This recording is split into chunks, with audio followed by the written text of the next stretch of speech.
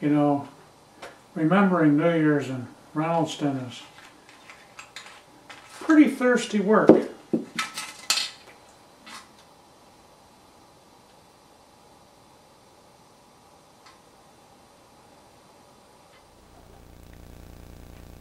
My name is Eugene Bordeaux.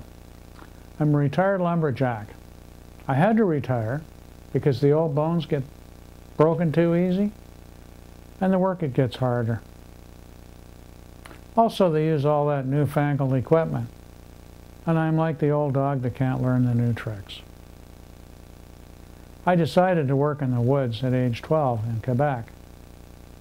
When I was 17, me and two other guys heard they were hiring in Reynoldston, New York, so we crossed the border and signed up with the mill there. Money was better, the food was cheaper, and that was important because I could eat my weight in victuals in a day. The work was the same, because trees is trees, no matter where you worked. There were lots of other French guys there, so it was just like home, more or less. The big difference is there were no parents to make you go to church and no parish priest to boss you around. You could do whatever you liked when you weren't in the woods. I like that. Best was New Year's Eve. I remember my first one back in 1910 like it was yesterday. New Year's was best for the French guys. It was a pretty good drunk for lots of other guys, though. And we were all great pals that night. Whatever we did or wherever we came from in that place there. We walked down from the lumber camps through a canyon in the snow made by the big drawing wagons. It was all glare ice. We looked on both sides for animal tracks on the way because we were all hunters as well as lumberjacks. It was pretty cold by gar, but she was cold in the winter in that place. Anyway, it was good to see the houses of the town with the smoke coming out of their chimneys. I followed my friend Jacques into his house, the first one we came to. Lillian, his wife, put food on the table and we both dug in. Looking back, I wasn't really invited by either Jack or Lillian, but it was New Year's Eve, and that's the way it was. We shoveled down the food greedily and left Lily to darn socks and deal with the children who were pretty well ignored. And we're soon on our way after Jack grabbed a bottle of Paul Jones from its hiding place. We needed another bottle because we drank the first one on the way down from the camps. We stopped off at another house in Trimville, as this area of Reynoldston was called, and wandered out with that couple next door to a third house. We left the children fighting amongst themselves with the 14-year-old trying to control them. Another bottle was added to the party. More drinks were taken while us guys complained about the long hours we worked, and the women talked about whatever they talk about, mostly complaining about us guys most likely, and getting pregnant, which again was the fault of us guys. We soon moved on to another house on the edge of Trimville, which was really a shack. There were several broken windows with cardboard panes, and none of the beds was made up, and it was even dirtier than our bunkhouse in the woods. It smelled worse in there, too.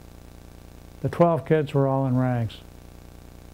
Joe, the head of the house, had a full beard with the tobacco juice of the last year or so sticking it all together. The flies and mosquitoes, they never bothered Joe in the woods. Another bottle was passed around there. And Joe's wife drank as much as any of us.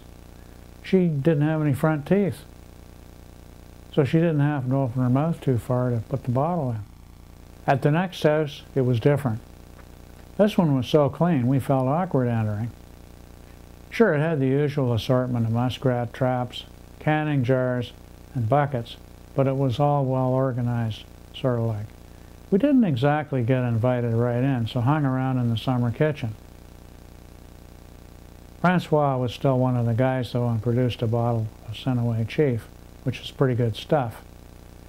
His wife gave him the evil eye, but she seemed a bit timid about it. Us and Francois figured it would be best to head further down the road, and the party moved on again out into the cold. Francois complained about his wife's nagging and bitching as we wandered along to the Bordeaux dance hall for some fun and more drink. On the way, we passed a young guy with his girlfriend on the way to the dance hall, and he refused to drink with us, and his girl gave us a wide berth. Hey, the dance hall, she was in full swing. The pool room and the store, they smelled of pipe tobacco and sweat, and we all dug in our pockets to buy another bottle of Sinaway Chief, which we passed around. Things were getting good. We knew all the guys.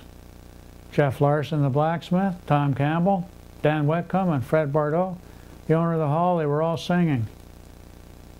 And in the hall proper, Phileas McComb fiddled, while two men from Scary played the piano and called the sets. A few couples danced a monkey musk, but most were too tired and drunk to dance much, and that was us too. And we got into another bottle and decided to visit Alan Bordeaux, who lived next to the hall run by his sons. We were welcome there in his fancy house, and he supplied a pail of alcohol flavored with maple syrup. All the men from all the good and bad parts of town were friends on New Year's Eve. After we finished a pail of alcohol, we headed for Beanville, the last settlement in Reynoldston before we went to our logging camp.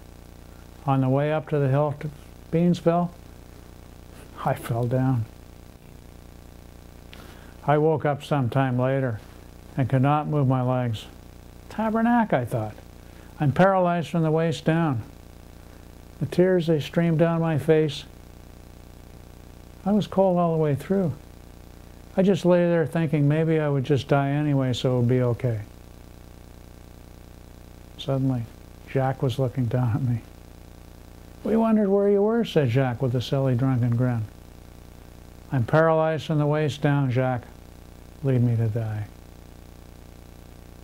Jacques kicked me and said, get up, you drunken bastard. Your trousers are frozen to the ice.